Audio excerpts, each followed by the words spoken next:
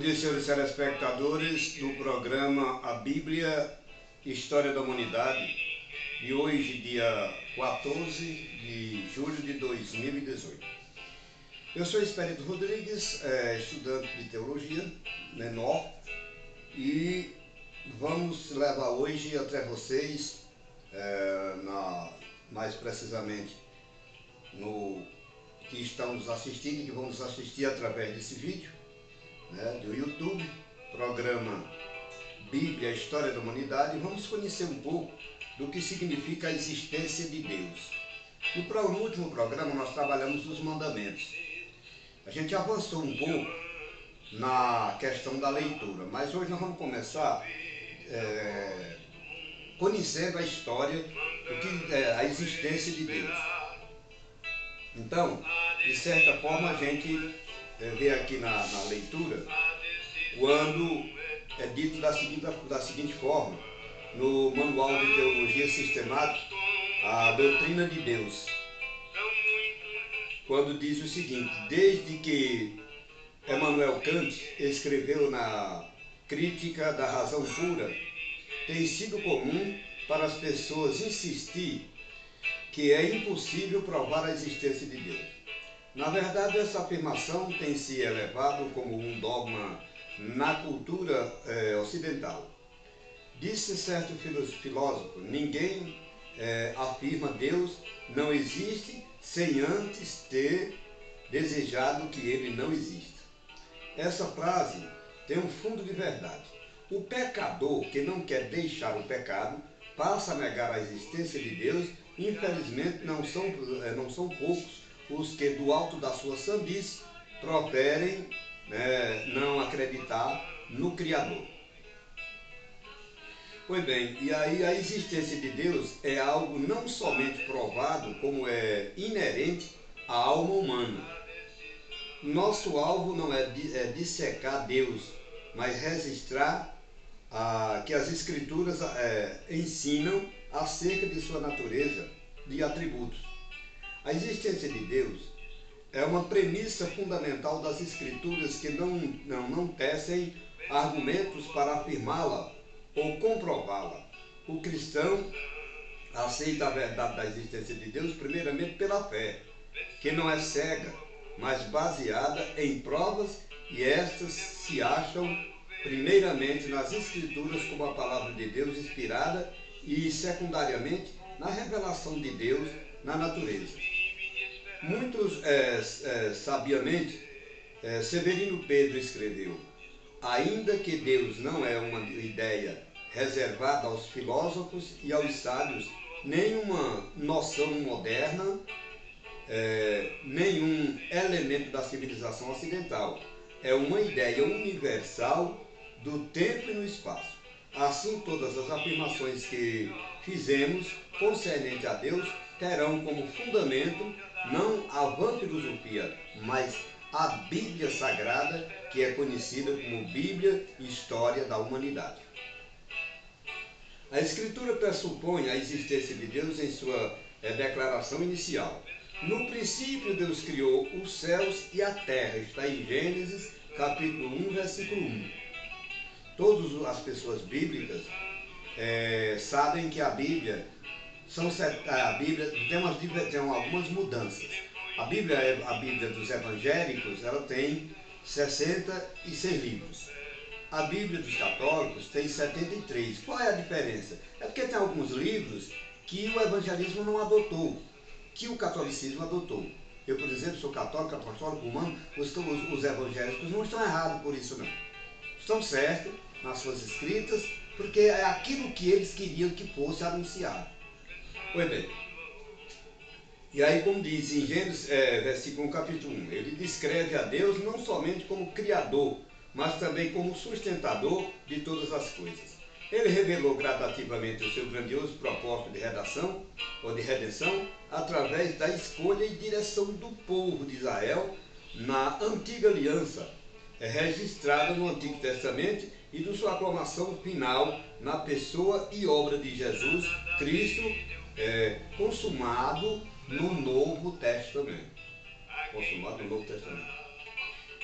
Desde o primeiro livro da Bíblia até o último, Deus se revelou em atos e palavras, e essa revelação constitui para todos os cristãos a base da crença na existência de Deus, tornando-a a fé, inteiramente razoável.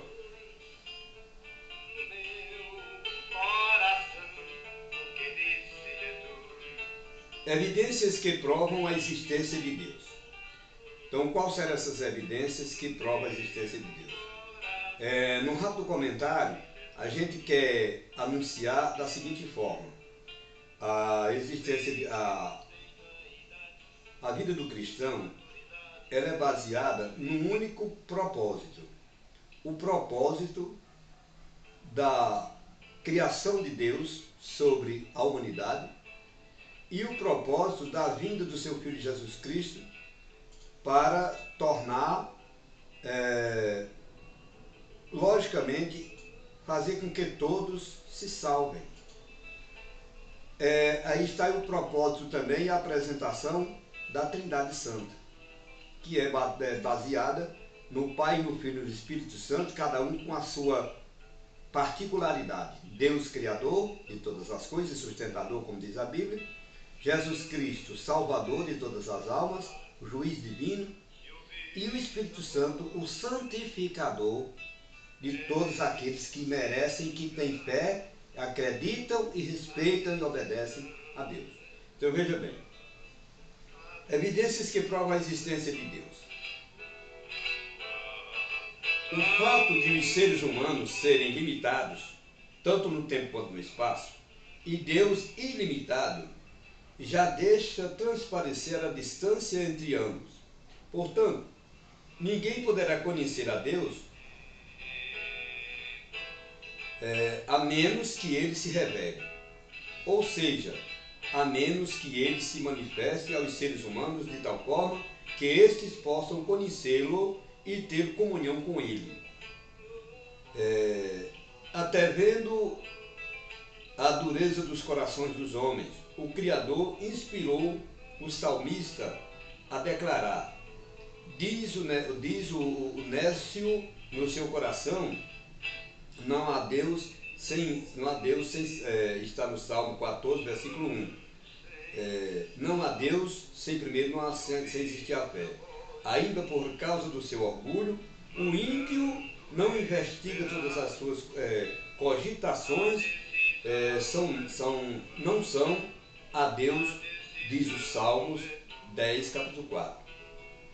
A incredulidade rejeita sem investigar qualquer possibilidade de haver revelação divina, pois o negócio rejeita a Bíblia como revelação divina e, por conseguinte, não aceita a verdade que ela estabelece. Embora a Bíblia não apresente argumentos em favor da existência de Deus, existem algumas evidências para os que buscam ter certeza de que há um Deus verdadeiro que se revelou ao mundo. Deus se revelou de maneira progressiva, diversificada, isto é, na média do tempo. Para nosso estudo, podemos dividir as revelações de Deus em geral e especial. Então você veja bem, de acordo com toda essa, por exemplo, de acordo com as explicações, diz ainda que a revelação geral é aquela de modo não proposital que Deus faz às pessoas por meio de várias manifestações mediante as quais elas podem chegar ao seu conhecimento. Essa revelação se dá de duas maneiras: pelo testemunho interno e pelo testemunho externo.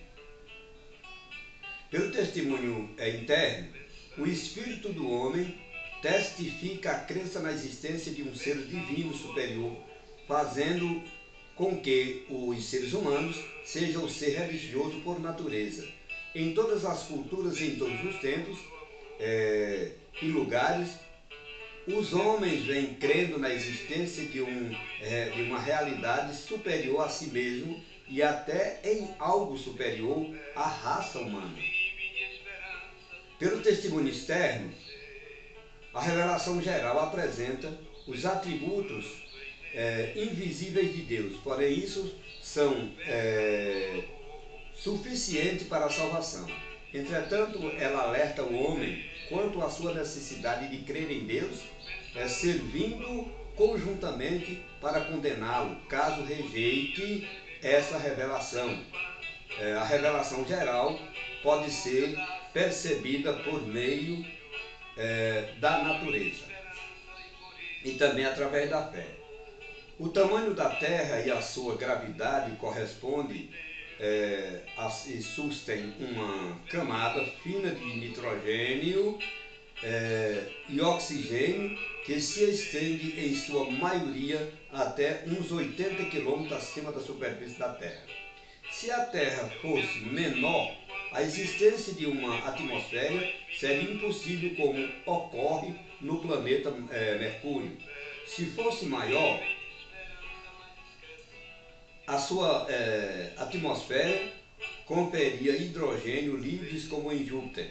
A Terra é o único planeta conhecido que é provido de uma atmosfera com a mistura na medida exata de gases para sustentar vidas humanas, animais, vegetais. Ela fica uma distância ideal do Sol a fim de evitar o calor incandescente e o frio externo. Suas inclinações de 23 no exato. Se a Terra fosse um pouco mais distante do Sol, nós todos congelaríamos. Tudo isso feito à medida que Deus, grande arquiteto do universo, preparou para que nós vivêssemos em cima dessa esfera terrestre, obedecendo à ciência da sua natureza, no caso, as galáxias, atmosferas, o industão, o ar, nos 4 elementos, né? Fogo, terra, água fogo, terra, né? Água e ar, e por essa razão, tudo criado por Deus. Então, se Deus foi um autocriador, ele é um autocriador dessa conceptória engenharia, por que o homem duvida de Deus? Por que o homem não acredita que Deus existe? Então, veja bem, a história, milhares de pessoas conhecem a dramática história dos judeus. Alguns dos eventos mais tristes da história da humanidade ocorreram com esse povo. Perseguições, privações, vexações fizeram parte do seu cotidiano. Entretanto, esses heróis vêm sobrevivendo ao longo dos séculos em ambientes basicamente hostis, muitas vezes em face de severa oposição. Alguém perdoaria ou alguém poderia perguntar: por que tudo isso? A resposta se encontra nas Escrituras, nas Bíblias. E este povo de Deus se revelou estabelecendo alianças, começando com o patriarca Abraão, passando por Moisés, pelos profetas e consumando-se com a vinda do Messias. Portanto, a história dos judeus nem sempre é uma leitura agradável, mas é um grande testemunho da revelação de Deus na história. A Bíblia é o principal acesso à história do antigo Israel e, para alguns períodos, até mesmo o único. Revelação especial é aquela por meio da qual o homem reconhece e aceita a revelação que Deus fez de si mesmo através da Bíblia, por meio do seu Espírito Santo, na pessoa de Jesus Cristo. E mesmo depois de Deus ter se revelado objetivamente, não é a razão humana que descobre Deus, mas é Ele que se descreve aos olhos da fé. Portanto, são as explicações iniciais do programa Bíblia e História da Humanidade que faz com que a gente tenha possibilidade, esforço, credibilidade para acreditar naquele que nos fez, naquele que nos constituiu do barro, da costela, no caso da mulher, o homem feito de barro. Ah, mas como é que o homem... Ainda tem muitas perguntas assim sem respostas, né? Que as pessoas que não têm muita crença e não acreditam e também não lê a Bíblia, como eu estou dizendo, Bíblia e História da Humanidade, força a mente dos ouvintes, dos telespectadores e mais precisamente dos seguidores da rede social, que não custa nada pegar uma Bíblia para você descobrir de onde você veio e quem é você. Porque muita gente sabe que uma história no legado, bem composto, né? Sempre falamos que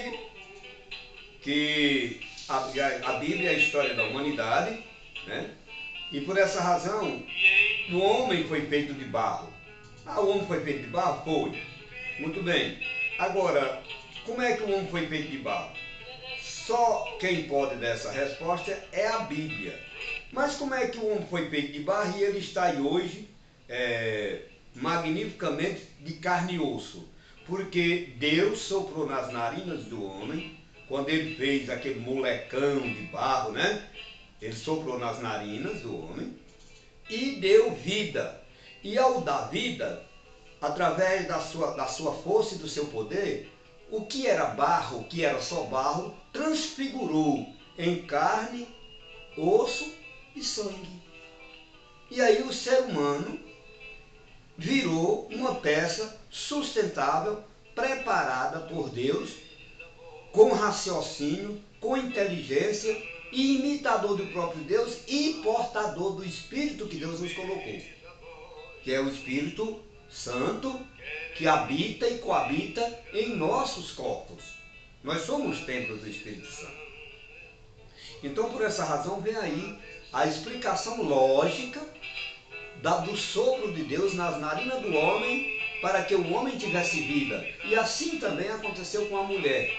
E quando eu digo homem, eu estou falando também das mulheres, porque para Deus não tem sexo, para Deus tem alma. E por essa razão, o homem criou vida, e na hora que o sopro de Deus se acaba no homem, ele simplesmente se acaba também. O objeto que foi feito de barro vai voltar para o pó da terra, que era o barro do Deus que foi gerado. Entendeu? Então é essa a razão das explicações lógicas da criação de Deus, da existência de Deus. Não se deve duvidar daquilo que não conhecemos. Outra coisa, muitas vezes, mas Deus eu nunca vi ele. Jesus Cristo aparece no Novo Testamento como um homem, foi batizado, gerado de uma mulher, que nasceu, até os 30 anos ele era homem comum e depois passou a existir com os milagres, representando os céus como Filho de Deus. Mas Deus não era homem? Não, né? Não. Deus, segundo a revelação da Bíblia, no início era o verbo. No início era o verbo. Nada existia, era o verbo. E o verbo estava com nós, o verbo estava entre nós. E o verbo se fez carne e habituou entre nós. Se fez carne na pessoa dos animais, na pessoa nossa, da geração da raça humana, mas Deus continua sendo um espírito. E todo espírito é onipotente, unigênito e mais precisamente onipresente. O que significa? Está em todo lugar, toda hora, todo tempo. E Deus tem esse poder. Segundo diz informação lá na cadeira de escatologia, que é justamente a doutrina da morte, diz essa doutrina que quando a gente morre, também somos, passamos um pouco, pegamos um pouco dessa metódo que nós chamamos de onipresente, porque estamos soltos, o espírito está solto. Enquanto o espírito está preso ao corpo, ele não tem como estar em todo lugar, toda hora. Mas quando ele se desgarra, segundo a escatologia, ele também tem esse poder de ser onipresente. Assim como Deus fez com ele, fez também com todas as almas. É o que diz a doutrina escatológica. Por essa razão, é importantíssimo que a gente dê atenção a isso, porque é necessário, se faz necessário, a credibilidade para com Deus. Deus não é brincadeira. Para agradecermos a Deus, a maior indulgência do agradecimento é a fé. E em segundo lugar, a caridade, porque é amiga da fé. Você sem a fé, você não existe. E a fé sem a caridade também não existe. Fazer o bem, não olharem a quem, né? Fazer com a esquerda, que a direita não veja. É o que diz Jesus Cristo, que veio aí como profeta. Então, diante de todas essas explicações, a gente tem aqui, por exemplo, já trazendo um pouquinho, mais ou menos um pouco, do que aconteceu no Novo Testamento, já na parte da existência da doutrina católica, deixar apenas um legado da seguinte forma: falar sobre a coabitação. A Bíblia, por exemplo, nos diz o quê? O que é que a Bíblia nos diz no Novo Testamento?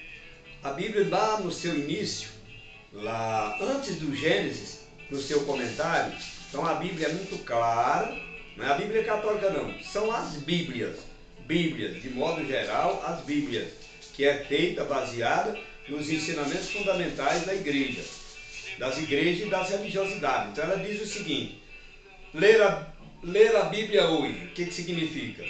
Para nós cristãos, a Bíblia não é um livro de ciências naturais ou da história erudita, mas é um livro da vida da comunidade de Jesus, ou seja, da comunidade de Israel, da qual nasceu Jesus, o primeiro ou o Antigo Testamento, da comunidade que surgiu a partir de Jesus no Novo Testamento, chave para a leitura cristã da Bíblia inteira. De nossa comunidade, hoje que pretende ser fiel ao que Jesus viveu. A leitura da Bíblia tem seu lugar certo na comunidade eclesial. Importa compreender a Bíblia no mesmo espírito em que foi escrita. A interpretação tenha como referência a comunidade de fé que na palavra e na vida da comunidade a obra de Jesus. A Bíblia deve ser lida na comunidade, orante e celebrante, e que mantém viva a herança de Jesus na prática do amor fraterno e na experiência de Deus como Pai. Mensagem que ressoa na celebração para ser posta em prática na vida. A Bíblia, história da humanidade. Bíblia, história da humanidade. Então não custa nada você ler um trechinho do Velho Testamento, no Novo Testamento. Não custa nada você ler. Porque o Velho Testamento é todo da criação e a existência, a formação e o nascimento da humanidade. O Novo Testamento já é a vinda de Jesus Cristo, aperfeiçoando todos esses feitos que o seu Pai, Deus Todo-Poderoso, fez para conosco. Né? Então dizem, por isso é preciso que a leitura da Bíblia seja participada por toda a comunidade eclesial, pelo mais humilde, que nos lembram a primazia da caridade fraterna, e pelos que intervêm formação especial para que ajudem os seus irmãos e irmãs. O fulcro da tal leitura é a celebração litúrgica ampliada na catequese e na reflexão bíblica comunitária. Então existem muitas maneiras de se trabalhar a Bíblia. A religiosidade católica, apesar de ser consagrada e contida como uma das placas religiosidades mais velhas do mundo, né, que veio aí do ano 1 da era cristã, do dia que Cristo nasceu, mas tem agora essas perfecções a partir muito para cima da religiosidade popular. Muito bem, concordo, eu não estou desfazendo a religiosidade popular, pelo contrário, é importantíssimo. Mas quem segue somente a religiosidade popular e esquece a Bíblia, esqueceu a sua história. Que a Bíblia é a história da humanidade. Esqueceu a sua história. Quanto mais você lê a Bíblia, mais você aprofunda a tua hereditariedade familiar e gera atividade humana.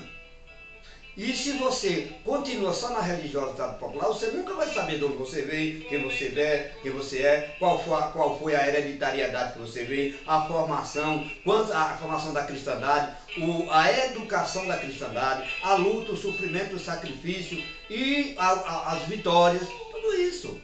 É importante que se dê importância a leitura da Bíblia, não desprezando a religiosidade popular. Você pode fazer as duas coisas, porque está tudo dentro do mesmo contexto. Pode seguir a religiosidade popular, mas vamos estudar a Bíblia um pouquinho também, vamos compreender isso. No dia que o mundo se dedicar a estudar a Bíblia, lá do seu começo até o final, nem que seja todos os dias um trechinho, pode ter certeza que a criminalidade diminui. Porque a Bíblia, além de ser a história da humanidade, é a certificação de tudo aquilo que se aprende para deixar de fazer o mal quando o nosso instinto obrigar a isso.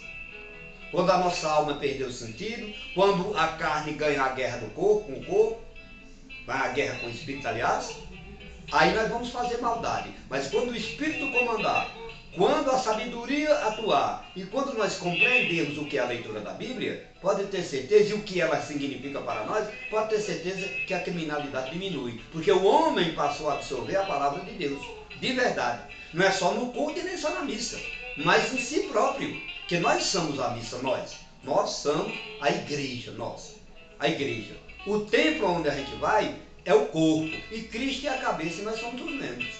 É importante ver isso.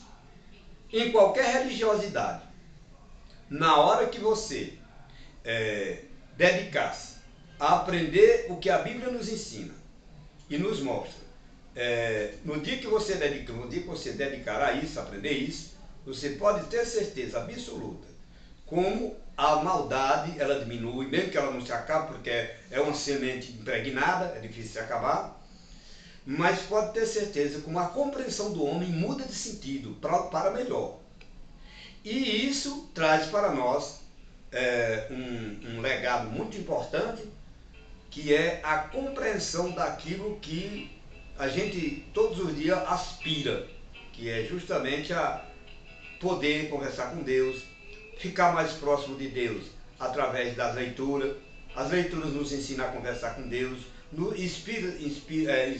inspira a nossa alma, faz com que aprendamos a respeitar os outros, inteligentemente, aprender a manusear essa questão da incompreensão. É muito importante, pode ter certeza que não é sistematicamente importante. Portanto, essa programação de hoje, esse programa de hoje, que você passou a entender um pouquinho a existência de Deus e o que a Bíblia significa na nossa vida, por aí começamos a trilhar a estrada da compreensividade, da leitura e da importância a Deus. E outra coisa, respeitar as religiosidades.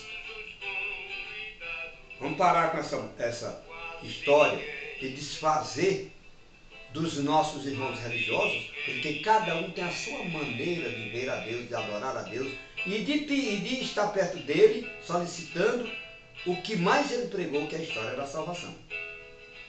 Né? Então, só discute religiosidade e só rejeita a religiosidade quem é analfabeto biblicamente falando. Mas quem entende o que é a Bíblia, quem compreende a história da humanidade, não precisa ser um teólogo, nem um filósofo, não. Se você tiver conhecimento da Bíblia, você vai respeitar a dogma das religiosidades, ok? Então está aí o ensinamento de hoje, ou seja, a explanação acerca do estudo bíblico e de o que é a Bíblia. E no domingo que vem vamos aprofundar teologicamente a história dos atributos de Deus e também a questão da familiaridade e o que faz a Trindade Santa, que é justamente o Pai, o Filho e o Espírito Santo. Um abraço a todos vocês, que Deus fique com todos, fiquem com a gente. Você aqui pode não aprender, mas nos ajuda a compreender.